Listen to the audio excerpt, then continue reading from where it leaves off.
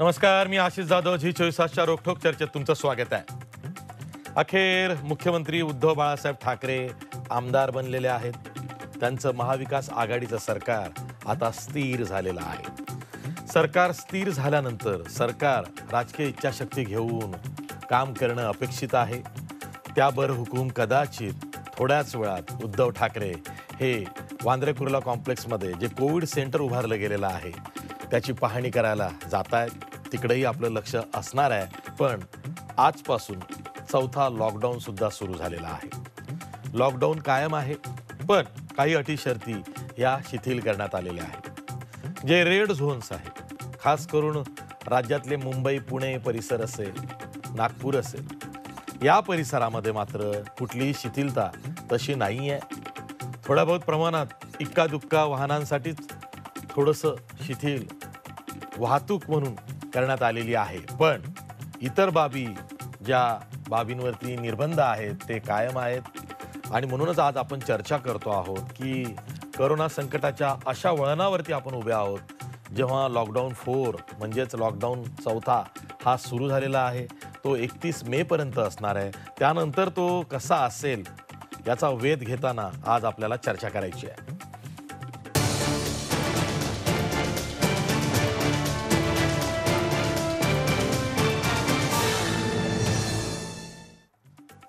या चर्चेत सहभागी होण्यासाठी आपल्यासोबत मान्यवर पाहुणे आहेत. आपल्यासोबत नागपूरहून भाजपचे प्रवक्ते ॲडव्होकेट विश्वास पाठक आहेत. त्याचबरोबर आपल्यासोबत ज्येष्ठ पत्रकार संजीव उन्हाळे आहेत औरंगाबादहून. याशिवाय झी 24 तासचे प्रतिनिधी दीपक भातुसे सुद्धा आहेत. मी थेट जातोय दीपक भातुसे यांच्याकडं. दीपक, काल जे नोटिफिकेशन केंद्रीय गृह मंत्रालयाकडनं जारी झालं की रेड झोन, ऑरेंज झोन आणि ग्रीन झोन यांची विभागणी करण्याचे अधिकार राज्यांना दिलेले आहेत. त्यानुसार राज्य सरकारनं नोटिफिकेशन काढणं आता गरजेचं आहे. अजूनही ते नोटिफिकेशन जारी झालेलं नाही. पण जी चर्चा आहे, एकूणच राज्य सरकार महाराष्ट्रामध्ये लॉकडाऊन चौथा जो ठेवू पाहत आहे तो नेमका कशा पद्धतीचा असू शकतो याची काही रूपरेषा कळली आहे का दीपक?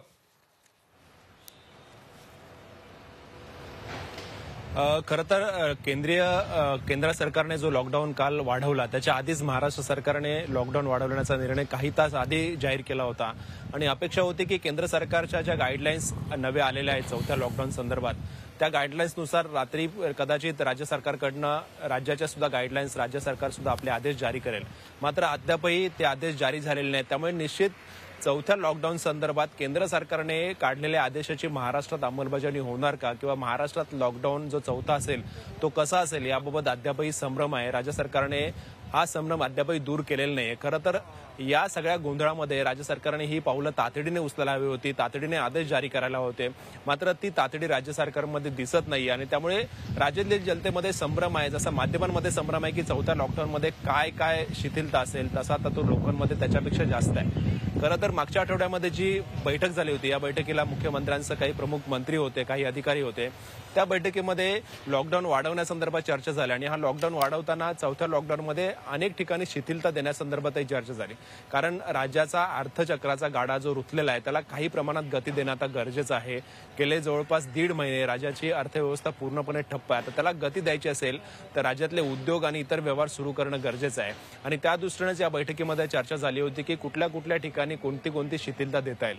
प्रामुख्याने ग्रीन झोन आणि ऑरेंज झोनमध्ये उद्योगाला बऱ्यापैकी शिथिलता देऊन ते उद्योग सुरू करण्यासंदर्भात या बैठकीत चर्चा झाली. यापूर्वीच काही उद्योग राज्याने सुरू केलेले आहेत, परंतु त्याच्यासाठी ज्या अटी टाकलेल्या आहेत त्या अटी कठीण आहेत आणि त्यामुळे अनेक उद्योग त्या अटी पूर्ण करू शकत नाहीत. त्यामुळे त्यांनी हे उद्योग सुरू केलेले नाही आहेत. तर त्या अटींमध्ये काही प्रमाणात शिथिलता देण्यासंदर्भात या बैठकीत चर्चा झाली. त्याचबरोबर ग्रीन आणि ऑरेंज झोनमधले इतर व्यवहार आहेत, म्हणजे अत्यावश्यक सेवेची दुकानं वगळून इतर दुकानं आहेत ती सुरू करण्यासंदर्भातही साधारणतः सरकार सकारात्मक आहे. रेड झोनचा आपण विचार केला तर रेड झोनमध्ये जो कंटेनमेंट म्हणजे प्रतिबंधात्मक जी क्षेत्र आहेत ती क्षेत्र मात्र तिथे कडक लॉकडाऊन असणार आहे आणि त्या क्षेत्राबाहेर सुद्धा काही प्रमाणात व्यवहार सुरू करण्यासंदर्भात सरकार सकारात्मक आहे. आता या बैठकीत ही सगळी सविस्तर चर्चा झाली होती. मात्र त्या संदर्भातले आदेश अद्यापही सरकारने जारी केलेले नाहीत. त्यामुळे हे सगळं कधी सुरू होणार, ही शिथिलता कधी दिली जाणार लॉकडाऊनमध्ये महाराष्ट्रामध्ये, या संदर्भात सगळ्यांनाच आता सगळेच जण वाट बघतायत. खरं तर तातडीने सरकारने आदेश जारी केले होते, जारी करायला हवे होते. मात्र या क्षणापर्यंत तरी ते आदेश जारी झालेले नाहीयेत. दीपक, एक उपप्रश्न आहे, उत्सुकतेपोटी विचारतोय. कारण आज खऱ्या अर्थानं हे सरकार भक्कम स्थिर झालेलं आहे.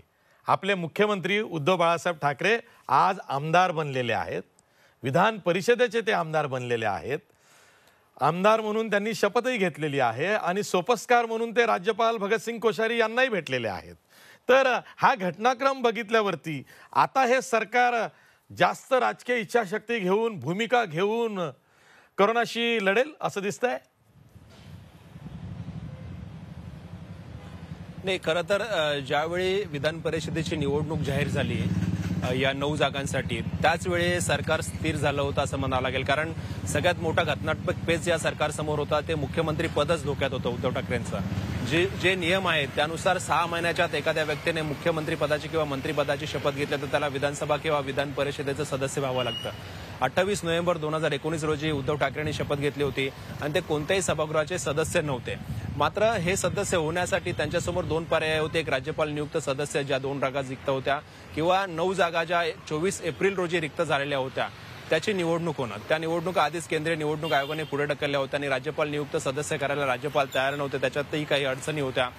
त्यामुळे ज्या निवडणुका पुढे गेल्या होत्या 9 जागांच्या, त्याच निवडणुका लवकर घेण्यासंदर्भात महाविकास आघाडीच्या 3ही पक्षांनी केंद्रीय निवडणूक आयोगाला विनंती केली. राज्यपालांनी सुद्धा पत्र लिहिलं त्या संदर्भात निवडणूक आयोगाला आणि तातडीने निवडणूक आयोगाने या निवडणुका घोषित केल्या. 21 मेला त्याचं मतदान होणार होतं. मात्र या 9 जागांसाठी 9 उमेदवार रिंगणात राहिल्यामुळे ही निवडणूक बिनविरोध झाली. त्यामुळे आधीच खरं तर हे सरकार स्थिर झालं होतं. याच्यावर कुठलीही टांगती तलवार नव्हती. जशी यापूर्वी टांगती म्हणजे निवडणूक घोषित होण्याच्या आधी जशी उद्धव ठाकरेंच्या मुख्यमंत्री पदावर टांगती तलवार होती आणि पर्यायाने महाविकास आघाडीच्या सरकारवर सुद्धा टांगती तलवार होती की हे सरकार आता राहील की नाही. तर ती टांगती तलवार ज्या दिवशी निवडणुकांचा कार्यक्रम जाहीर झाला त्याच दिवशी दूर झाला होता. त्यामुळे या सरकारने तेव्हापासूनच अगदी जोमाने कामाला लागायला होतं. कारण कुठलंच टेन्शन या सरकारला नव्हतं. केवळ तुम्हाला कोरोनाचा मुकाबला करायचा आहे, त्या दृष्टीने पावलं उचलायचे. मात्र ते होताना दिसत नाही. सरकारमधला गोंधळ जो आहे तो आणखी आपल्याला समोर येताना प्रत्येक दिवशी दिसतोय. जसा कालचा जो गोंधळ आपण वानखेडे स्टेडियम संदर्भातला बघितला, म्हणजे महापालिकेने वानखेडे स्टेडियम ताब्यात घेण्यासाठी मुंबई क्रिकेट असोसिएशनला पत्र पाठवलं. त्याच्यानंतर राज्याचे मंत्री आदित्य ठाकरे सांगतात की वानखेडे स्टेडियम आम्ही ताब्यात घेऊ शकत नाही कारण तिथे चिखल होईल पाऊस पडला तर. साहजिकच आहे, त्यांचं ते जे कारण त्यांनी समोर केलं होतं ते बरोबरच होतं. मात्र हे कारण महापालिकेला का लक्षात आलं नाही? महापालिकेने आधी सरकारशी या संदर्भात चर्चा केली नव्हती का? त्यामुळे यंत्रणांमधला असमन्वय गेले काही दिवस जो आपल्याला दिसतोय तो अद्यापही कायम आहे. आणि आता जसं मी सांगितलं की केंद्र सरकारचे आदेश आल्यानंतर आपण आता राज्य सरकारच्या आदेशाची वाट बघतोय कधी येणार. कालचा दिवस, काल रात्री केंद्र सरकारने संध्याकाळी आपला आदेश जारी केले. आजचा अख्खा दिवस आता जात आला तरी राज्य सरकारने आदेश जारी केलेले नाही. त्यामुळे राज्य सरकार का थांबले? या सगळ्या प्रक्रिया त्या जलद का होत नाहीत हा सगळ्यात मोठा प्रश्न आहे. सरकार अजून कुठेतरी धडपडत आहे का कोरोनाचा मुकाबला करण्यासाठी? ही शंका घ्यायला यामुळेच वाव निर्माण होतो आणि लोकांमधला हा संभ्रम आणखी वाढल्यामुळे लोक सरकारवर आणखी नाराज होताना आपल्याला पाहायला मिळतात. अगदी बरोबर आहे, हाच विषय आहे. भाई जगताप, खरं तर दीपकनं माझ्या प्रश्नाचा धागा अचूक पकडलेला आहे. मला हेच सांगायचं आहे की 15 तारखेला सर्व राज्यांना त्यांचा अहवाल केंद्र सरकारनं मागवला होता. आपल्या सरकारनं सुद्धा दिला. त्यासाठी 14 तारखेलाच मेयर बंगल्यात बैठक सुद्धा झाली होती. तरी सुद्धा केंद्र सरकारकडून काल नोटिफिकेशन जारी झाल्यावरती आता जवळपास 24 तास होतील, अजूनही राज्य सरकारचं नोटिफिकेशन जारी झालेलं नाही की नेमकं रोड झोनमध्ये काय असेल, ऑरेंज झोनमध्ये काय असेल, ग्रीन झोनमध्ये काय असेल. अजूनही राज्य सरकार चाचपडतच आहे. आशिष असं आहे की सगळ्यात प्रथम मी महाराष्ट्राचे मुख्यमंत्री उद्धवजी ठाकरे आणखी त्यांच्याबरोबरच्या सगळ्या आमदारांचं मी मनापासून अभिनंदन करेन की ते सगळे बिनविरोध निवडून आलेले आहेत, म्हणून त्यांचं सगळ्यात प्रथम अभिनंदन. आणि आता आपण जे म्हणताय ते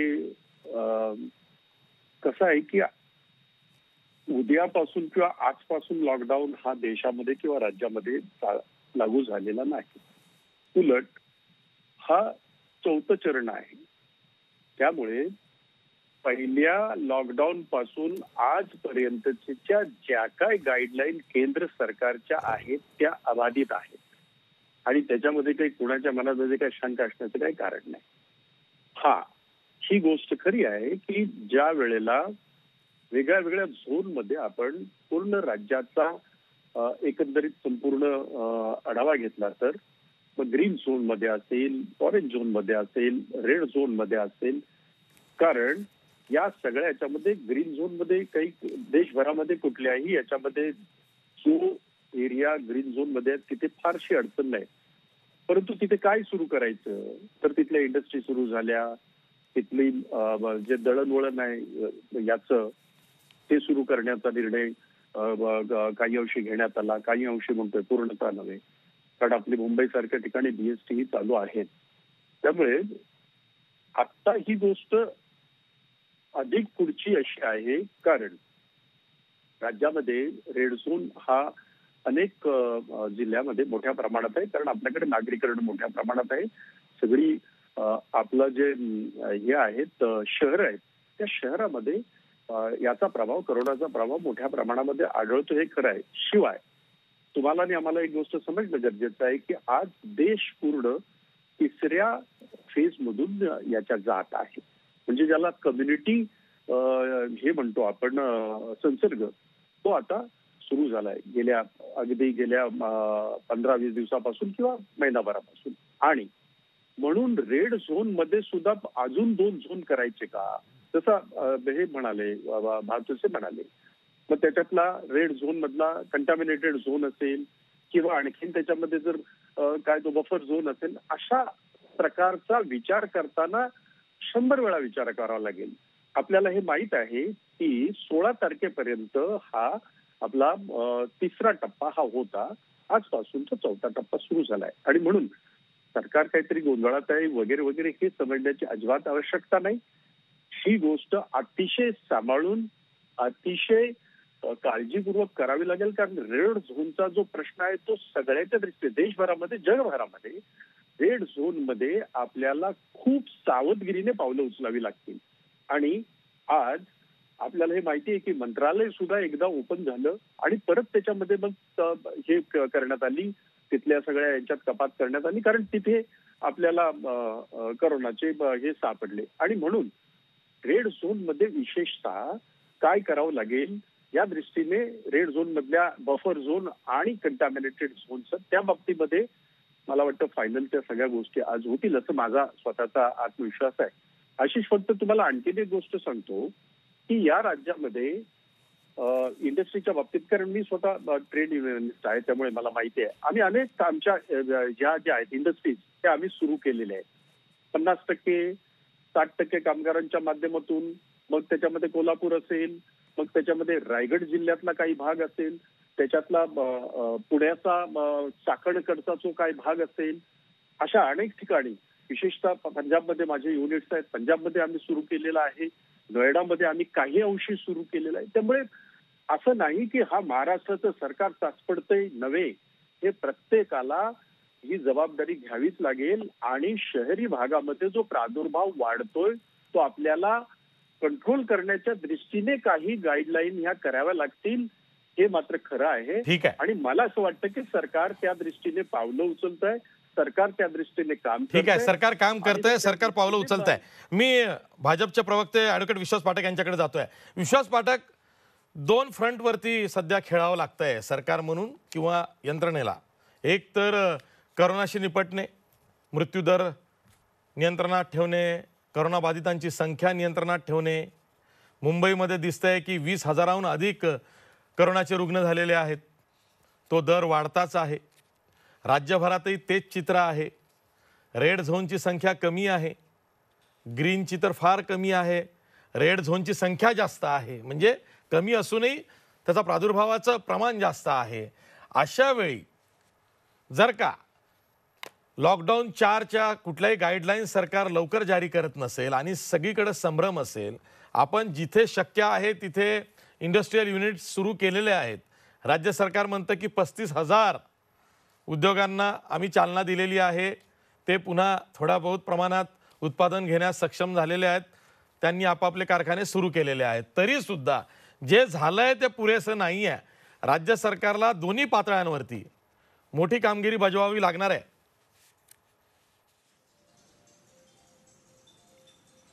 बघा आशिषजी, हे red zone, green zone, orange zone याचं डेफिनेशन हे सगळं होत राहील. मुळामध्ये आज जी आवश्यकता, आजची जी परिस्थिती आहे ती समजून घेणं आवश्यक आहे. महाराष्ट्रातल्या केसेस या 33,000च्या वर गेलेल्या आहेत, जे भारताच्या एकूण 1/3पेक्षा जास्त आहेत. आणि एकट्या मुंबईमध्ये 20,000चा आकडा आपण गाठलेला आहे. ही अत्यंत भयावह अशी स्थिती आहे. मुंबईमध्ये दररोज मृत्युमुखी पडणाऱ्यांची संख्या देखील वाढते आहे. अतुल कुलकर्णी सारख्या एका पोलीस अधिकाऱ्याला ट्रीटमेंट न मिळाल्यामुळे तो बिचारा कसा शहीद झाला हे देखील मुंबईने बघितलेलं आहे. आणि आपल्या इथले जे 12 बलुतेदार आहेत, मग तो चर्मकार असेल, मूर्तिकार असेल, शिंपी असेल, माळी असेल, यांना कोणत्याही प्रकारची आर्थिक मदत आजपर्यंत त्या सरकारकडे मिळालेली नाही आहे. इथले जे आपले लेबर अडकलेले आहेत, जे राज्यातलेच आहे, समजा एखाद्याला मुंबईहून सोलापूरला जायचं असेल किंवा सोलापूरहून वाशिमला यायचं असेल तर यांची देखील व्यवस्था होत नाही. यांना डबल तिबल भावांनी तिकीट काढावं लागतं आहे. तेच परराज्यातले जे मजूर आहेत त्यांना आपण त्यांच्या वेशीपर्यंत फ्रीमध्ये देतोय आणि कुठे आपण म्हणतो की आम्ही त्यांना तिकिटाची व्यवस्था करू, पण तिकिटाची व्यवस्था होत नाही आहे. मला असं वाटतं आणि एकट्या मुंबईमध्ये कित्येक रुग्ण ॲडमिशनसाठी जाण्याचा प्रयत्न करतात आहे, ते नुसते हेलपाटे घालतात आहे, त्यांना ॲडमिशन मिळत नाही. इतकी विचित्र परिस्थिती निर्माण झालेली आहे. मला असं वाटतं की आता तुम्ही मुख्यमंत्री, आता आमदार झालेले आहेत, तुम्हाला स्टेबिलिटी मिळालेली आहे. आता तरी कृपा करून एक कंट्रोल घ्या, सरकार म्हणून कंट्रोल घ्या, तिन्ही पक्षांचा कंट्रोल घ्या, IAS ऑफिसरवर कंट्रोल घ्या.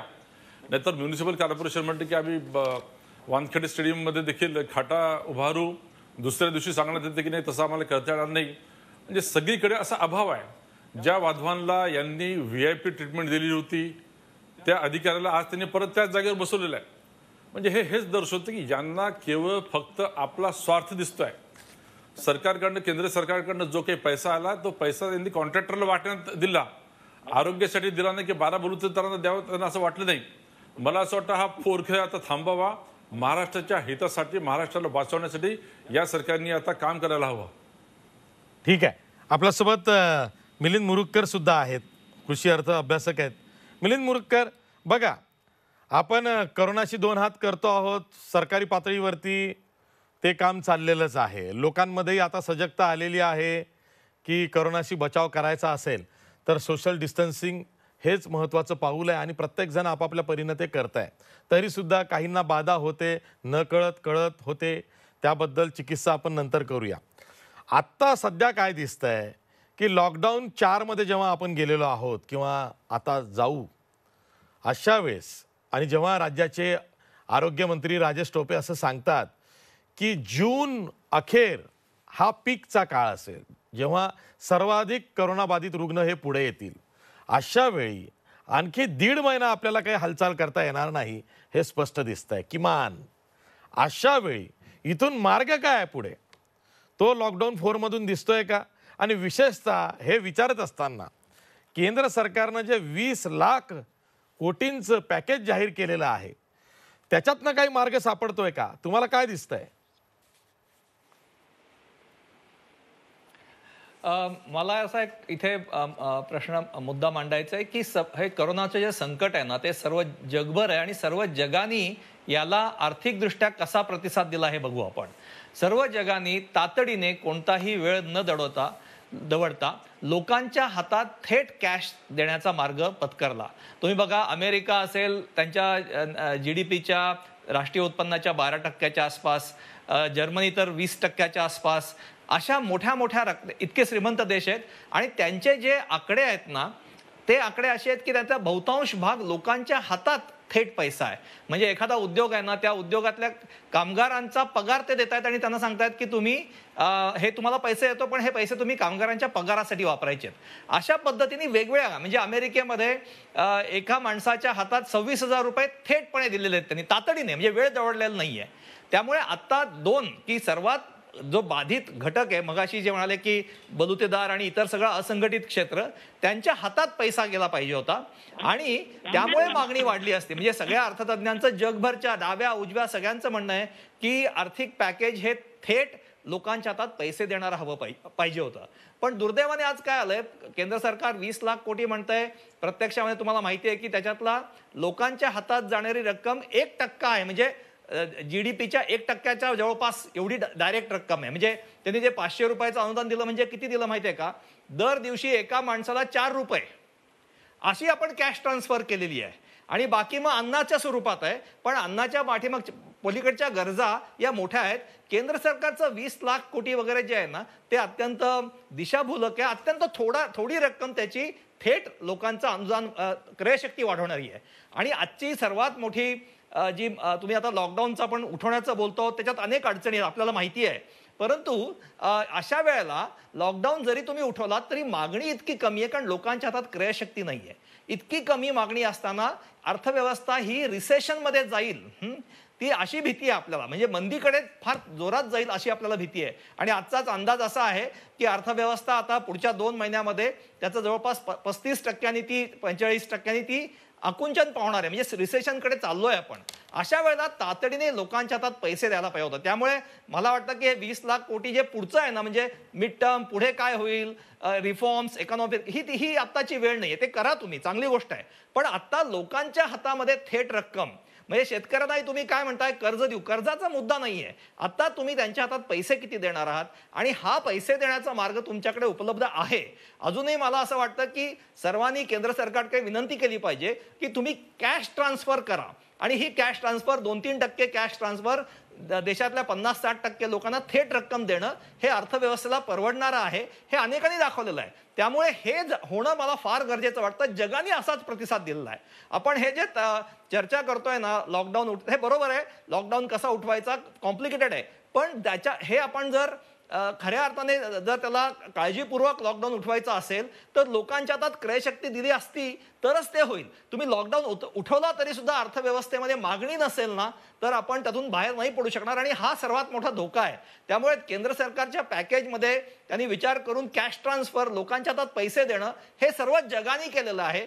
हा मार्ग अवलंबायला पाहिजे. आणि हा सगळ्या जनतेतून एक असा मुद्दा उठला पाहिजे आणि केंद्र सरकारकडे विनंती केली पाहिजे. कारण राज्य सरकारने हे केलं पाहिजे पण त्यांच्या मर्यादा अर्थात आहेत. पण केंद्र सरकारने देशपातळीवर हे केलं तर आपण रिसेशन मधून वाचू. आणि लोक देखील आज जे भयान अवस्थेत आहेत मायग्रंट लेबरर्स आपण पाहिले स्थलांतरित मजूर त्यांच्या हातात काहीच पैसे नाहीयेत. तर हे आपण करू शकू. आणि हा मुद्दा आता चर्चेचा झाला पाहिजे. सरकारकडे याच्याकडे मागणी केली पाहिजे असं मला वाटतं.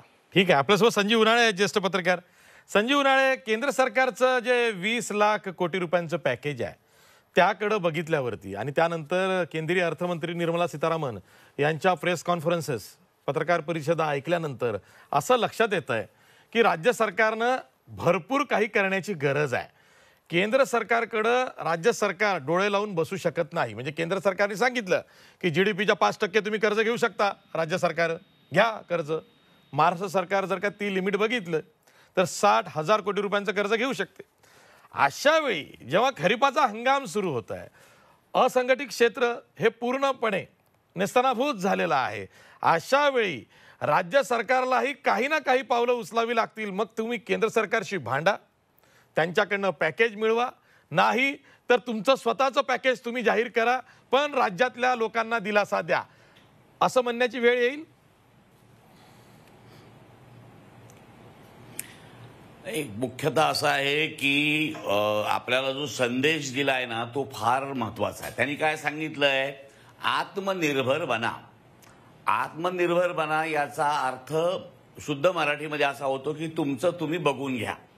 आता आम्ही काही त्याला जबाबदार नाही. सोशल डिस्टन्सिंग बरोबर आहे.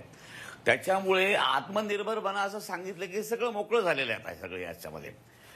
खरं सांगायचं म्हणजे हा जो लॉकडाऊन 4 आहे ह्याच्यामध्ये सगळ्यांची दोलायमान अशी परिस्थिती आहे. सरकारला वेळ का लागतोय कारण मुंबईपासून सगळे जे लोक परतत आहेत इकडून तिकडून जे लोक परतत आहेत त्याच्यामुळं ग्रीन झोनचा ऑरेंज झोन होतोय. ऑरेंज झोनचा रेड झोन होतोय. औरंगाबादचं सारखं शहर देखील आता प्रचंड अडचणीमध्ये सापडलेलं आहे. तर हे सगळं होत असताना ग्रामीण भागामध्ये तर शहरी भागातल्या माणसाला घरातला पाहुणा असला तरी त्याला घरात घेत नाहीत अशी परिस्थिती आहे. तर हे सगळं पाहत असताना ही दोलायमान परिस्थिती पाहत असताना मला बहादूर शाह जफरच्या 2 ओळी आठवतात. कौन रोता है किसी और के खातिर ये दोस्त. कौन रोता है किसी और के खातिर ये दोस्त. आपण पाहिलं की कोरोनाचा माणूस गेल्यानंतर कोणी कसं होतं ते.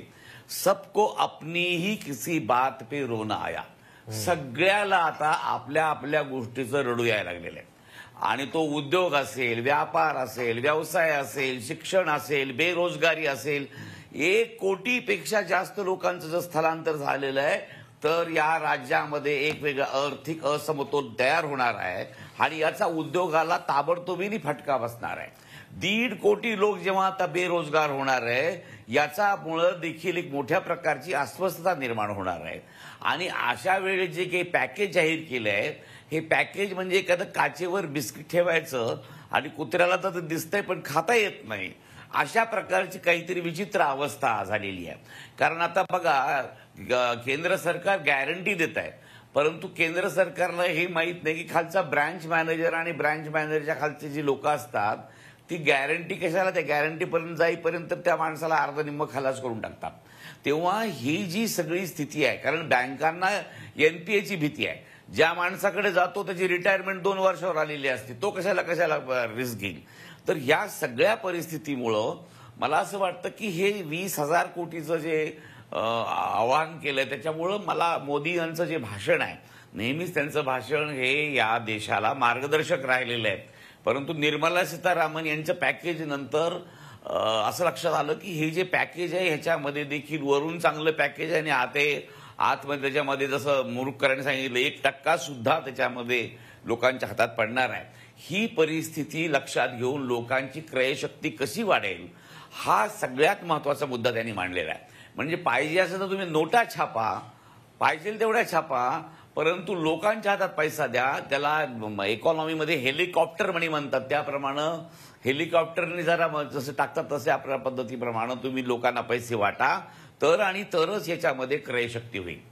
आता गंमत अशी आहे की सध्या लॉकडाऊन 4 आहे, म्हणजे तुम्हाला असं वाटेल की याप्रमाणे फार मोठं स्वातंत्र्य येईल, पण खरी परिस्थिती आहे की राज्याला आता सगळे अधिकार दिलेत, पण खरे अधिकार हे कलेक्टरला दिलेत. कुठल्याही क्षणी आता कलेक्टर काही निर्णय घेऊ शकतो. त्याच्यामुळे मला असं वाटतं की हे काही फार मोठं स्वातंत्र्य आहे किंवा फार मोठी गोष्ट आहे अशी त्याच्यातलं काही फार मोठा अर्थ आपण समजून घेण्याचा कारण नाही. आणि या सगळ्याचं कारण असं आहे की आपल्याला आता एकतर या परिस्थितीमध्ये करोनाचं जे भय आपल्या मनामध्ये निर्माण झालेलं आहे हे भय आपल्या मनातून काढणं गरजेचं आहे. एक अगदी 0.06 इतका छोटासा मायक्रॉन एका टाचणीच्या टोकावर 1 कोटी जिथं व्हायरस बसतात, हा बिचारा वटवाघळावर चीनमधल्या चांगल्या सुखांत परिस्थितीत राहत होता, पण त्या वटवाघळांना लोकांनी खाल्ल्यामुळे त्यांची संख्या कमी झाली आणि तो हॅबिटॅटच्या शोधामध्ये जगभर हिंडू लागला आणि हिंडता त्यांनी आपला जगाचा प्रत्येक कोपरा आता व्यापून टाकलेला आहे. आणि हा एक डेडली डिसीज मला असं वाटतं श्वसन आजाराचा झालेला आहे, कारण लोकांनी कधी श्वसनाकडे लक्ष दिले नाही. त्याच्यामुळं आज हा जो आजार आहे हा खालच्या वर्गापर्यंत नाही तर मंत्रालयापर्यंत देखील पोहोचलाय. मंत्रालय देखील हादरलेलं आहे. जितेंद्र आव्हाड याच्यातून बरे झालेत, पण मला असं वाटतं की मंत्रालयात एक सेक्रेटरी त्या कशाबशा आता बचावलेल्या आहेत.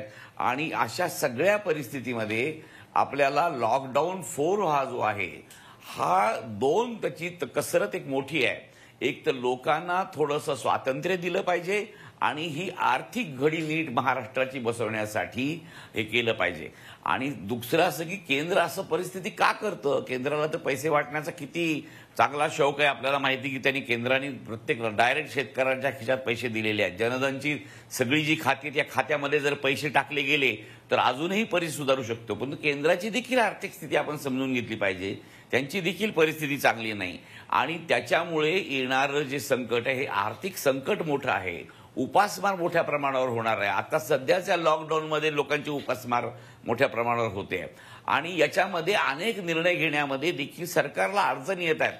आता होम क्वारंटाईन करतात कुठं तर झोपडपट्टीमध्ये. आता त्याच्या घरामध्ये 10 माणसं राहतात, तिथे इन्स्टिट्यूशनल क्वारंटाईन करण्याची गरज आहे. मला असं वाटतं की बऱ्याचशा ज्या गोष्टी आपल्या चुकल्या 3 पहिल्या फेजमध्ये, याचं 4थ्या चरणमध्ये त्याचं नीट हे करून आपल्याला काहीतरी हे करण्याची गरज आहे. जपानचं उदाहरण आहे की जपान फार तातडीने कामाला लागलं कारण त्यांना मास्क घालणं वगैरे काही नवीन नाही. दक्षिण कोरिया हा एक आपल्या आदर्श आहे. चीनच्या शेजारी असलेला तैवान हा देखील देशाचा आपल्यासाठी आदर्श आहे. आणि म्हणून भारताची परिस्थिती अजूनही हाताबाहेर गेली नाही. दुर्दैवाने महाराष्ट्र हा देशामध्ये सगळ्यात आघाडीवर आहे. मुंबईची तर चिंताजनक परिस्थिती आहे. या सगळ्या परिस्थितीकडे पाहून कभी खुद पे कभी हालात पे रोना आया अशी परिस्थिती सध्या झालेली आहे. म्हणून लॉकडाऊन 4 हा अतिशय चांगल्या पद्धतीने हाताळला पाहिजे. आता आपले शांत संयमी असे जे मुख्यमंत्री उद्धव ठाकरे हे जे आहेत हे मला असं वाटतं की हा कारभार बऱ्यापैकी हातामध्ये घेतील आणि त्यांनी एक स्वतःची प्रतिमा इतक्या दिवसामध्ये तयार केलेली आहे. ह्या प्रतिमेचं खऱ्या अर्थानं मला असं वाटतं उन्नयन करण्याची त्यांना आणि त्या मंत्रिमंडळाला संधी आहे. त्यांनी जर सजगपणे काम केलं तरच महाराष्ट्र वाचू शकेल. अन्यतः आपण दररोज बातम्यामध्ये पाहतो तेव्हा महाराष्ट्राचा जो चढता आलेख आहे हा आलेख महाराष्ट्राच्या अधोगती दाखवण्याकडे आहे. ह्याच्यापेक्षा दुसरं काही दिसत नाही. ठीक आहे. कभी खुद पे कभी हालात पे रोना आया याला जोडून एक सुदर्शन फाकीरची खूप चांगली नज्म आहे. रोने से याद आया रोने वालों ने मुझे रोने ना दिया. अशी परिस्थिती महाराष्ट्राची झालेली आहे. दीपक भातुसे यांच्याकडे जातो, कारण परवा दीपक भातुसेंनीच राहुल गांधी काँग्रेसचे खासदार त्यांना प्रश्न विचारला होता की महाराष्ट्र जर का अग्रेसर राज्य असेल देशातलं तर मग महाराष्ट्रासाठी काय आहे, केंद्र सरकारने काय केलं पाहिजे. दीपक, हाच जो प्रश्न होता जेव्हा तुम्ही विचारला राहुल गांधींना तेव्हा साहजिकच महाराष्ट्राला सध्या अनेक प्रश्नांना सामोरं जावं लागतं आहे. म्हणजे एकतर कर संकलन कमी होते आहे, महसूल मोठ्या प्रमाणात बुडालेला आहे, उत्पन्न काही नाही आहे.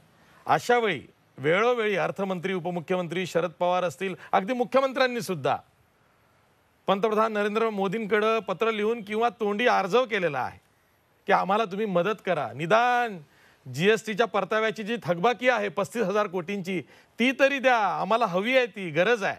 तरी सुद्धा केंद्र सरकार सहानुभूतीपूर्वक महाराष्ट्र सरकारकडे का बघत नाही. आणि जर का आता महाराष्ट्र सरकारला स्वतःच्या बळावर काही करायचं असेल तर मग वेगवेगळ्या ठिकाणच्या FDs असतील त्या महाराष्ट्र सरकारने तोडाव्यात का. कुठे काही सिडको किंवा MMRDA सारख्या ठिकाणी पैसे शिल्लक असतील तर ते वापरावेत का. मुंबई महापालिकेकडे जर का काही 1000 कोटींची FD असेल तर ती तोडावी का. अशा पर्यायांचा राज्य सरकार काही विचार करतंय का.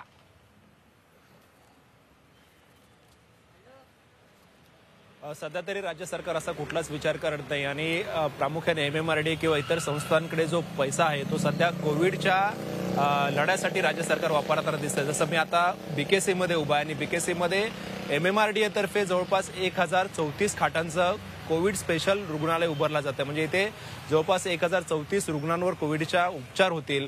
500 बेड्स आहेत ते ऑक्सिजन युक्त असणार आहेत आणि 500 बेड जनरल असणार आहेत. त्याचबरोबर इथे टेस्टिंगची सुद्धा सुविधा असणार आहे. त्यामुळे हा पैसा जो आहे तो MMRDAचा कोविडच्या युद्धासाठी इन्फ्रास्ट्रक्चरसाठी खर्च केला जातोय. हे एक हॉस्पिटल त्यांनी उभं केलेलं आहे. अशी अजून 3 हॉस्पिटल्स जे आहेत ती MMRDA तर्फे उभी केली जाणार आहेत. एक आणखी मुंबईमध्ये उभं करण्याचा त्यांचा प्रयत्न असेल, जागा ते शोधतायत. आणि आणखी 2 जे आहेत ती ठाणे परिसरामध्ये, कल्याण डोंबिवली परिसरामध्ये त्यांचा प्रयत्न आहे तिथे उभी करायची. काही ठिकाणी त्यांनी पाहणी सुद्धा सुरू केली, जागा सुद्धा निश्चित केलेली आहे. त्यामुळे हा पैसा जो आहे MMRDAचा तो या कामासाठी उभा राहतोय. प्रामुख्याने राज्य सरकारला आता पूर्णपणे केंद्राच्या मदतीवर अवलंबून राहावं लागणार आहे. कारण जसं मगाशी मिलिंद सरांनी सांगितलं की केंद्राकडनं मदत आल्याशिवाय राज्य सरकार लोकांना थेट पैसा देऊ शकणार नाही. म्हणजे वारंवार मागणी होते की बलुतेदारांना थेट पैसे द्या. आता फाटक सरांनी सुद्धा ती मागणी केली. त्याचबरोबर प्रकाश आंबेडकरांनी सुद्धा ही काही दिवसांपूर्वी मागणी केली होती की 12 बलुतेदारांकडे लक्ष दिलं पाहिजे. त्यांच्या हातात पैसा नाहीये, कारण सगळ्यात जास्त अवस्था जी वाईट आहे ती मजुरांसारखी या 12 ते 12 बलुतेदारांची सुद्धा आहे. त्यामुळे त्यांच्याकडे सुद्धा लक्ष दिलं पाहिजे. त्यांच्या खात्यात थेट पैसा राज्य सरकार देऊ शकत नाही. केंद्राकडनं त्याच्यासाठी मदत हवी आहे. आणि राज्याची आपण आजची आर्थिक परिस्थिती बघितली तर शरद पवारांनी जे पंतप्रधानांना पत्र लिहिलं होतं त्या पत्रामध्येच त्यांनी राज्याची वाईट आर्थिक परिस्थिती समोर आणली होती. त्याच्यात राज्य सरकारला जवळपास 1,40,000 कोटींचा महसुली तोटा सहन करावा लागणार आहे या कोविडमुळे. म्हणजे आधीच राज्याचा पूर्ण महसूल वर्षाचा 3,42,000 कोटीचा अपेक्षित होता. त्याच्यात 1,40,000चा खड्डा पडला तर राज्य सरकारसाठी मोठी अडचण असेल की राज्य चालवायचं कसं. कर्मचाऱ्यांचे पगार आहेत, पेन्शन आहे, त्याच्यावर तर खर्च तुम्ही टाळू शकणार नाहीये. त्याचबरोबर ज्या पायाभूत सुविधा प्रकल्प आहेत जसं महापालिकेचे असतील किंवा MMRDAचे सुरू आहेत प्रकल्प, त्या प्रकल्पांना आता जोर दिलेला लॉकडाऊनमध्ये राज्य सरकारने, कारण ती कामं जलद गतीने होत आहेत. वाहतूक रस्त्यावर नाही आहे त्यामुळे तो पैसा तिकडे द्यावा लागणार आहे. पायाभूत सुविधांच्या प्रकल्पावरचा पैसा तुम्हाला थांबवता येणार नाही.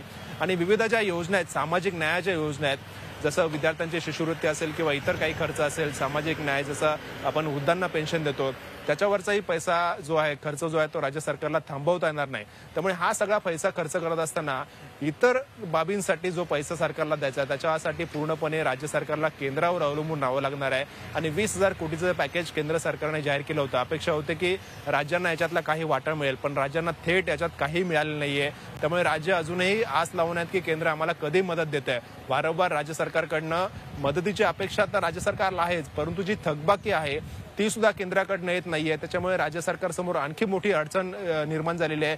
विशेषतः महाराष्ट्रासमोर ज्याच्यात सगळ्यात जास्त औद्योगिकरण आहे, सगळ्यात जास्त उद्योग आहेत, इन्व्हेस्टमेंट सगळ्यात जास्त आहे आणि याच राज्यामध्ये सगळ्यात जास्त महसूल जो आहे तो मिळतो. आणि हा महसूल बुडाल्यामुळे राज्यासाठी सगळ्यात मोठा प्रश्न असणार आहे की यापुढे राज्याचा गाडा आखायचा कसा, अर्थचक्र सुरू कसं करायचं. त्याचमुळे चौथ्या लॉकडाऊनमध्ये राज्य सरकारचा प्रयत्न आहे की जास्तीत जास्त उद्योग आणि व्यवहार कशा पद्धतीने सुरू करायचे. कारण केंद्राकडनं जर पैसा मिळत नसेल तर राज्य सरकारला आता हालचाल केल्याशिवाय पर्याय नाहीये. आणि कोरोनाची भीती असूनही राज्य सरकारला हा धोका जो आहे तो धोका पत्करावा लागणार आहे लॉकडाऊनमध्ये शिथिलता देण्यासंदर्भातला. अगदी बरोबर आहे भाई जगताप. तोच प्रश्न वारंवार येतो की जर का कोविडशी किंवा कोरोनाशी दोन हात करायचे असतील तर प्रशासकीय यंत्रणा, आपली व्यवस्था सज्ज पाहिजे. तिला जी काही रसद पुरवावी लागेल ती पुरवावीच लागेल. आता दिसतंय काय, महाराष्ट्राच्या अनेक भागांमध्ये जरी आपली सार्वजनिक वितरण प्रणाली सक्षम असली असा दावा आपण करत असू तरी सुद्धा उपासमारीची काही उदाहरणं पुढे येत आहेत. नाशिक सारख्या भागामध्ये G24 तासनं बातमी दाखवल्यानंतर त्या घरात खरंच उपासमारी चाललेली होती आणि मग मदतीचा ओघ आला. हे एखाद दुसरं प्रकरण पुढे आल्यावरती हालचाल होते आहे. पण आता आपल्याला या गोष्टींकडे सुद्धा लक्ष द्यावं लागेल.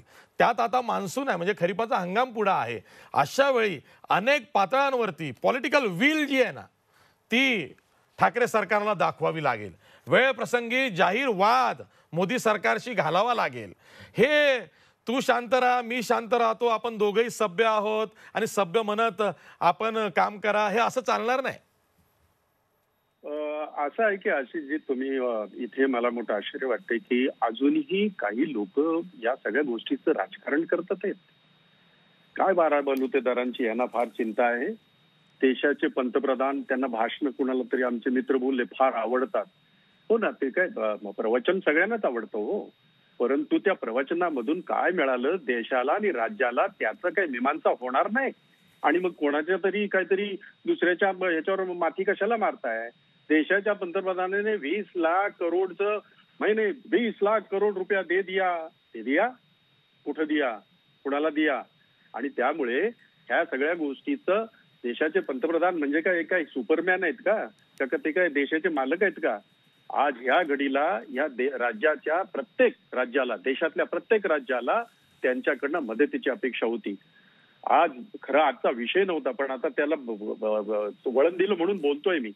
12 बलुतेदारांची गोष्ट करणाऱ्यांना हे माहिती आहे का, अख्ख्या देशामध्ये महाराष्ट्र हे एकमेव राज्य आहे ज्याने या अनऑर्गनाइज सेक्टरच्या 10 लाख कामगारांच्या थेट अकाउंटवर 2-2 हजार रुपये पाठवले. केंद्राने 500च पाठवले माहिती करता, आणि ज्याचा उल्लेख इथे आमच्या विद्वान मित्रांनी केला.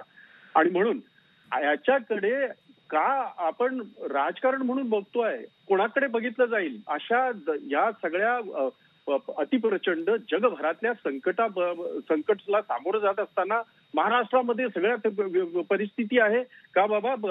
मध्य प्रदेशमध्ये काय वेगळी परिस्थिती आहे, कर्नाटकामध्ये काय वेगळी परिस्थिती आहे, काय बोलतोय आपण, गुजरातमध्ये काय वेगळी परिस्थिती आहे, कमाल आहे. आणि त्याच्यामध्ये युपी मध्ये काय वेगळी परिस्थिती आहे. आम्हाला त्याचं राजकारण नाही करायचं. मला इथे एक गोष्ट मुद्दाम सांगायची आहे ती अशी की देशाच्या पंतप्रधानांनी जे फसव जे पॅकेज जाहीर केलेलं आहे त्याच्यातले 20 लाख कोटी मधले जे RBIने आणि बँका यांनी जे इन्स्टिट्यूटने, फायनान्स इन्स्टिट्यूटने जे 8-8.25 लाख रुपयाचं याच्यापूर्वीच जे हे केलं होतं ते त्याच्यामध्ये मिक्स केलं.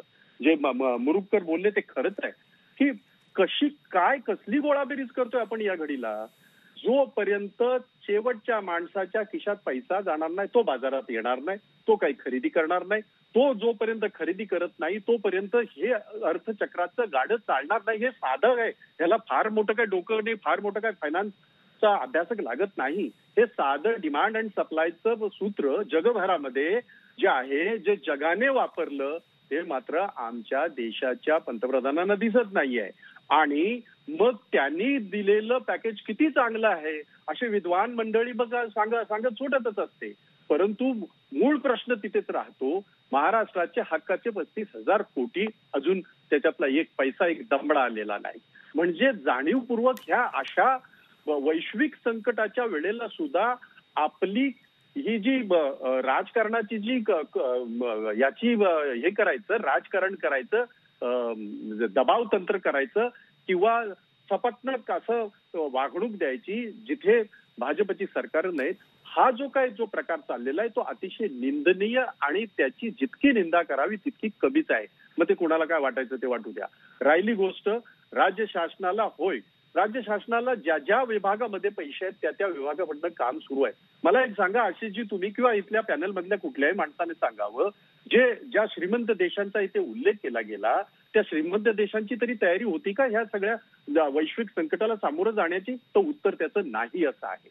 म्हणून आहे जी संसाधनं आपल्याला वापरून आपल्याला जास्तीत जास्त त्याच्यामध्ये कसं करता येईल, मग त्याच्यासाठी क्वारंटाईन एरियाज असतील, त्याच्यासाठी मग कोविड प्रभावित हॉस्पिटल्स असतील, ते काम सुरू आहे. परंतु हे कितीही जरी आपण म्हणालो तरी सगळ्याचं आपल्याला नाटक करता येईल, पैशाचं नाटक नाही करता येणार. आणि ही गोष्ट केंद्राच्या पंतप्रधानांना माहिती आहे आणि तरी सुद्धा ते जाणीवपूर्वक हे जे करतात आहेत ते खरोखरच मला अकलनीय असं वाटतं की म्हणजे मी आतापर्यंत आम्ही सुद्धा आयुष्यभर सगळं राजकारण बघितलं, इतक्या प्रकारे खालच्या दर्जाचं राजकारण केंद्राकडनं झालेला एकही मला प्रसंग माहीत नाही. आणि म्हणून ही घडी काहीतरी महाराष्ट्रामध्ये काय चाललंय, होय 33,000 पैसे आहेत हे खरंच आहे आणि तो दिवसेंदिवस वाढतोय. आता मी जर असं म्हणालो, ज्या वेळेला फेब्रुवारीमध्ये या आमच्या नेत्यांनी राहुल गांधीने जाणीव करून दिली की आपल्याला हे सांभाळावं लागेल, आपल्याला मोठं संकट येतंय का, मग त्याच्यानंतर सगळे इव्हेंट का झाले या देशामध्ये, का इंटरनॅशनल एअरपोर्ट ज्या आपल्या देशातल्या येणाऱ्या फ्लाईटच्या जवळजवळ 70% फ्लाईट एका मुंबईमध्ये येतात, का नाही क्वारंटाईन केलं त्या सगळ्यांना? हे झालंच नसतं मुंबईमध्ये, हे झालंच नसतं महाराष्ट्रामध्ये, तरी आम्ही दोष देणार नाही. त्याचं कारण असं आहे, होय आपण आंतरराष्ट्रीय हे आहोत, एक फायनान्शियल देशाचा आत्मा आहे, त्या ठिकाणी अशा पद्धतीची रिस्क ही राहते. परंतु मोठं दाखवून तुम्ही जर बाजूला जात असाल तर आम्ही या घडीला एवढंच सांगतो, महाराष्ट्राच्या मातीला, या छत्रपती शिवाजी महाराजांच्या मातीला सवय आहे हो या सगळ्या याच्यातनं बाहेर पडायचं. आपण पडू त्याच्यातनं, मला खात्री आहे. उद्धव ठाकरेंच्या याच्यावर त्यांच्या नेतृत्वावर आमचा आघाडीचा, विकास आघाडीचा सगळ्यांचा विश्वास आहे.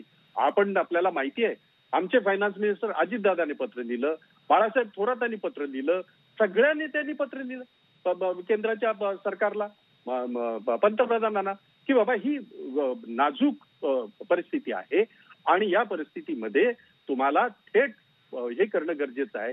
मला सांगा बघू कुठच्या 12 बदलुतेदाराच्या ह्याच्यावर थेट ₹1 दिलेला देशाच्या पंतप्रधानांच्या. ठीक आहे विश्वास पाठक बघा, करोनाचं संकट हे जागतिक संकट आहे, ग्लोबल पॅन्डेमिक आहे. अशा वेळी केंद्र सरकार जी रूपरेषा ठरवेल, जी चौकट ठरवेल त्यानुसार सगळ्या गोष्टी झाल्या पाहिजेत. राज्य सरकारवरती red zone, orange zone, green zone demarcation ठीक आहे, पण राज्य सरकारांना मदत करणं हे सुद्धा गरजेचं आहे. केवळ इतके टक्के तुम्ही कर्ज उभारू शकता हे सांगण्यापेक्षा इतकी अमुक रक्कम तुम्हाला दिली जाते, त्याचा विनियोग नीट करा, आम्ही त्याचं ऑडिट करू, हे का सांगितलं जात नाही? बघा आशिषजी, या सरकारला साखर कारखानदारांबद्दल पत्र लिहायला वेळ आहे, कपाशी बाजारात यायला तयार आहे, तिथे लक्ष द्यायला वेळ दे यांच्याकडे. बालाबतुरीदार म्हणतो आपण, तर कर्नाटक, आंध्र प्रदेश, उत्तर प्रदेश यांनी या 12 बलुतेदारांना पैसा ऑलरेडी 5-5 हजार जमा केलेला आहे. थोडीशी माहिती घेऊन बोलले तर जास्त योग्य होईल. फक्त करायचं तुम्हाला त्याच्यामध्ये एक डिझायर पाहिजे. आज आपल्या सगळ्या महामंडळांमध्ये BMC मध्ये एकंदरीत 1,56,000 कोटींची FD पडलेले आहेत. त्यातले किती तुम्ही तोडले याच्या प्रमाणे आज आपण जवळजवळ 90,000 म्हणजे 5% पर्यंत आपण लोन अजून घेऊ शकतो. किती लोनचा तुम्ही प्रयत्न केलेला आहे? फक्त 35,000 हे तुणतुणं तुम्ही वाजवताय. आज महाराष्ट्राचं बजेट हे 3 लाख कोटीचं आहे. या 3 लाख कोटीच्या बजेटपैकी अझ्युमिंग की तुम्हाला केंद्र सरकार 35,000 देणारच नाही, पण उर्वरित 2,65,000चं तुमच्याकडे काही नियोजन आहे की नाही? तुम्ही कसं सरकार चालवत आहे, कसं तुम्हाला नॉलेज आहे, कसे तुम्ही आमदार आहे, कसे तुम्ही मिनिस्टर आहे? 2,65,000 तुम्ही कुठून आणणार पैसे? याचं नियोजनच नाही. राहिला मुद्दा की हा जो आपण म्हणतो की आम्हाला आमचे जीएसटीचे पैसे मिळाले नाही. अहो, जीएसटी कसं चालतं? जीएसटी हे सर्व आपल्या स्टेट्सनी मिळून केलेला तो कायदा आहे, तो आपण बदलू शकतो. आणि हे करत असताना तुम्हाला तुमचा शेअर ठेवून नंतर उरलेला जो शॉर्टफॉल असतो तो तुम्हाला केंद्राकडे येत असतो. बाकी जीएसटी तर तुमच्याकडे येतोच आहे ना. तुम्ही मला महाराष्ट्राने एक अशी कोणती गोष्ट सांगा की इतर राज्यांनी जे केली तशी तुम्ही इथल्या जनतेसाठी केली? एक गोष्ट तुम्ही केली नाही. आत्ता कुठे रडत खडत 55 कोटी तुम्ही त्या सीएम रिलीफ फंडात दिले असं तुम्ही म्हणता, मात्र सरकार म्हणून तुम्ही काय केलं? शून्य केलं. आता राहिला प्रश्न मुरुगदर सरांनी केलेला, मी पूर्ण तुम्हाला जबाबदारीने सांगतो, ते अमेरिका असो, इंग्लंड असो, जर्मनी असो, हे जे पॅकेज असतं, स्टिम्युलस असतं, हे नेहमी असंच असतं. हे फंड बेस असतं, नॉन फंड बेस असतं. मला सांगा, अमेरिकेने 210 लक्ष कोटी एवढं जे पॅकेज दिलं त्याच्यातले काय सगळे पैसे जनतेच्या खिशात टाकले का? जनतेच्या खिशामध्ये हे कमीच पैसे जात असतात. 2008 मनमोहन सिंग जे महान येतोय मुरुगकर, मी तुमच्याकडे येतोय. एक मिनिट, अर्थशास्त्री नाही, मेजर पण नाही आहे.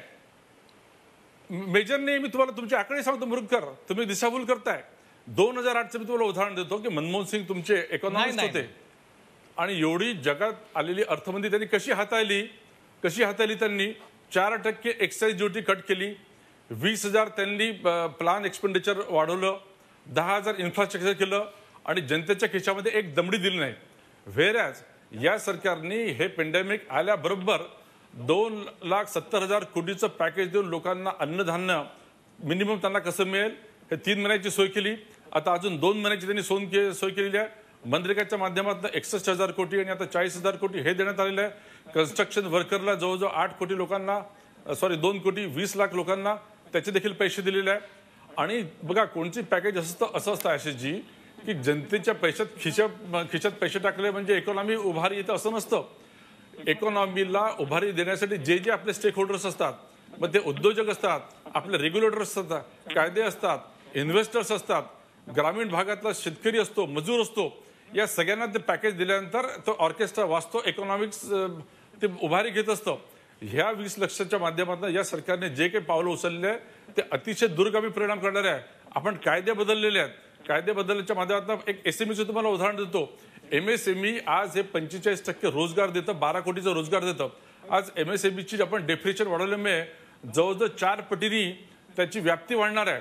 आज 12 कोटीची कदाचित 20 कोटी त्याच्यात रोजगार निर्माण होणार आहे. आपण इन्व्हेस्टमेंटची देखील त्याच्यामध्ये 25 लाखावर 1 कोटीची व्याप्ती केलेली आहे. टर्नओव्हरचं देखील आपण वाढवलेलं आहे आणि तो कायदा देखील आपण बदल केलेला आहे. मला असं वाटतं की या सरकारने जे काही केलं आहे त्या अनेक गोष्टी विचारपूर्वक केल्या, याचे दूरगामी परिणाम तुम्हाला दिसणार आहे. राहिला प्रश्न राज्यांनी तुम्ही आतापर्यंत काय केलं, मला असं एक तरी उदाहरण द्या. फक्त तुम्ही रडताय. आतापर्यंत काय, तुम्ही आमदार नाही म्हणून रडलो, आतापर्यंत काय तर केंद्र मला माझे पैसे देत नाही म्हणून. 35,000 ठेवा बाजूला, मात्र तुम्हाला 3 लाख कोटीचं जे बजेट चालवायचं आहे, तुमच्याकडे ते धुरंधर मिनिस्टर बसले आहेत.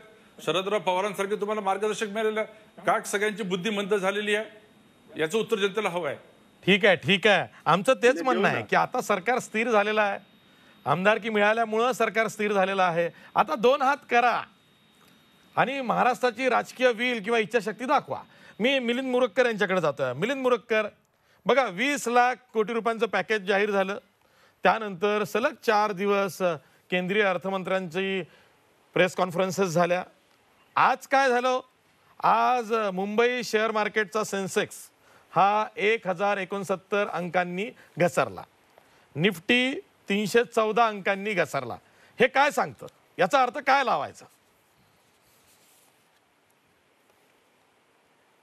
आशिषजी, मला एक तुम्हाला विनंती आहे की खरं या पॅकेजवर त्याच्यावर तुम्ही वेगळा कार्यक्रम जरूर घ्या. कारण तुम्ही त्यांना जे सांगितलं की उदाहरणार्थ अमेरिकेमध्ये जवळपास 80% लोकांच्या हातात मोठी रक्कम दिलेली आहे त्यांनी, मोठी रक्कम. आणि ते मी डॉलरचे रुपयात करून सांगितले, पीपीपी नुसार सांगतो, जवळपास 20-25 हजार रुपये दिलेले आहेत. आणि हे नाही, मी याच्यावर हे नाही, तुम्ही खोटं बोलताय. तुम्ही हे खरं नाही. माझा याच्यावर अभ्यास आहे. मी राहुल, तुम्ही असं बघा, राजीव बजाज यांची मुलाखत आहे का तुम्ही? ते सांगतात की आमच्या आज फ्रान्स, जर्मनी याच्यामध्ये काय सांगताय तुम्ही? संबंध त्यांचा ट्रान्सफर हे पहिल्यांदा जगाच्या इतिहासात असं झालेलं आहे. तुम्ही मध्ये का बोलताय? तुम्ही मध्ये ठीक आहे. मी बोलत विश्वास पाठक ऐकून घ्या त्यांचं. बोललेलं नाही ना. तुम्ही ऐका ना विश्वास पाठक, ऐका ना. कदाचित त्यांनी जे वाचलं असेल किंवा त्यांनी जे अनुभवलं असेल ते तुम्ही वाचलं किंवा अनुभवलं नसेल, तुमच्यापर्यंत यायला वेळ लागला असेल, त्यांना नवसाक्षात्कार आधी झालेला असेल, ते सांगतायत. हा बोला. बोला. माझं काय म्हणणं आहे, आपण सगळे माध्यमाच्या आजचा सर्वांच्या हातात आपला इंटरनेट आहे. आपण कोणीही जाऊन आज जर्मनी, फ्रान्स, अमेरिका या भागामध्ये त्यांनी त्यांच्या राष्ट्रीय उत्पन्नाच्या किती टक्के आणि त्यातला लोकांना किती ट्रान्सफर केली हे बघू शकता. याच्यावर म्हणून मी म्हटलं की याच्यावर तपशीलवार हे करा. माझा मुद्दा असा आहे, हा राज्य केंद्र हा मुद्दा नाहीये. मुद्दा आपला तत्व काय पाहिजे असा मुद्दा आहे. तत्व हा पाहिजे, आता तातडीने लोकांच्या हातात क्रयशक्ती पाहिजे. जे 20 लाख कोटीचं आहे ना, त्याच्यात दूरगामी आणि अशा ज्या योजना आहेत त्या ठीक आहेत ना, त्याच्याविषयी आपलं काहीच म्हणणं नाही. मुद्दा आहे तातडीने तुम्ही लोकांना काय देणार आहात, आणि ती रक्कम अतिशय छोटी आहे. म्हणजे मी तुम्हाला सांगितलं की ती जी जनधन खात्यातली रक्कम आहे ना, ती रक्कम प्रत्येक माणसाला दिवसाला 4 रुपये येते. हे तुम्ही मान्य कराल का? 500 रुपये दिले ना तुम्ही प्रत्येक फॅमिलीला, 4 रुपये येते 5 जणांचं कुटुंब. ही रक्कम नाहीये. ही चांगली गोष्ट, हे केलं याचा पण आम्ही आनंद व्यक्त करतो, पण ही छोटी आहे आणि तुम्हाला जास्तीत जास्त रक्कम तिथे देणं गरजेचं आहे. हे अर्थव्यवस्थेला देणं शक्य आहे आणि हे त्या 20 लाख कोटी याच्यामध्ये हा छोटा भाग आहे. आणि आज मार्केटमध्ये जे होत आहे ना की लोकांना आता पैसा गेलेला नाहीये, हा खरा मुद्दा आहे. तुम्ही बघा, मी मगाशी मुद्दा सांगितलं की राजीव बजाज हे सांगतायत की कसे इतर देशांमध्ये थेट रक्कम दिली गेल्यामुळे तिथल्या उद्योगांना लगेच गती मिळालेली आहे. हा मुद्दा चर्चेचा, म्हणजे हे चर्चा झाली पाहिजे याच्यावर. आणि खरोखर तुम्ही पॅकेजेस काढा अमेरिकेचे. मी एकही शब्द अभ्यास करून न करता बोलणार नाही. अमेरिकेमध्ये 80% लोकांना त्यांनी थेट रक्कम दिलेली आहे आणि हेच त्यांचं प्रपोर्शन असंच आहे. त्यांनी रिफॉर्म्स केलेले नाही आहेत. म्हणजे दूरगामी 10 वर्षानंतर हा मुद्दा नाहीये. आता कॅश ट्रान्सफर हा त्यांचा प्रामुख्याने भर राहिलेला आहे. ठीक आहे, अप्लाय राहायला पाहिजे. बजेटिंग ऑफ इकॉनॉमी हा प्रकार आता कोरोना काळात कोणत्याच देशाने केलेला नाही, जो या आपल्या पॅकेजमध्ये दिसतोय की आपण कोरोनाचं पॅकेज कमी आणि आपल्या अर्थव्यवस्थेच्या पुढचं कसं कसं असलं पाहिजे आणि त्यासाठी आपण काय काय करतो आहोत, हे बजेटिंग ऑफ इकॉनॉमी दिसतंय, असा अनेकांचा आक्षेप आहे. ठीक आहे, माझा वेळ संपलेला आहे, पण शेवटी मी संजीव उन्हाळे यांच्याकडे जातोय. संजीव उन्हाळे, तुम्ही मराठवाड्यातलं चित्र कसं बघताय? कारण प्रातिनिधिक स्वरूपात आपण मराठवाडाच घेऊया केस स्टडी म्हणून. मान्सून डोक्यावरती आहे, खरीपाच्या हंगामाची तयारी काही ठिकाणी सुरू झालेली आहे, कोरडवाहू शेतकऱ्यांसमोर मोठं संकट आहे. अशा वेळी त्याला मोठी मदतीची गरज आहे. संजीव उन्हाळे यांच्याकडे आवाज जातोय? ठीक आहे, आपला वेळही संपलेला आहे. नंतर कधीतरी आपण ही स्वतंत्र चर्चा करू, कारण खरीप हा तोंडावरती आहे. मान्सून हा अंदमानकडं आज उद्याकडं दाखल होईल. त्यानंतर 8 ते 7-8 जूनकडे महाराष्ट्राकडे येईल. अशा वेळी जी पूर्व मशागतीची कामं असतात शेतकऱ्यांची खरीपाच्या हंगामातली, ती हळूहळू करून सुरू झालेली आहेत. अशा वेळी कोरोनाचं संकट आणखी किती काळ चालतंय हे कोणाच्याच लक्षात येत नाहीये. सामान्य शेतकऱ्यांच्या तर बिलकुल नाही. त्यावर नंतर कधीतरी आपण चर्चा करणारच आहोत. पण आज मी इथंच थांबतोय. सांगायचं तात्पर्य इतकंच आहे की कोरोनाचं संकट एकीकडं आहे आणि दुसरीकडं आपलं अर्थचक्र जे रुतलेलं आहे त्यातनं आपण सर्वांनीच उभारणं फार गरजेचं आहे. कारण आपलं जीवनचक्र हे थांबता कामा नये. त्यासाठी शासकीय स्तरावरती काम सुरू आहे, पण ते पुरेसं आहे का त्याची चाचपणी आज आपण केलेली आहे. मी सर्व मान्यवर पाहुण्यांचे आभार मानतो. इथेच थांबतो. पाहत राहा झी 24 तास. रहा एक पाऊल पुढे.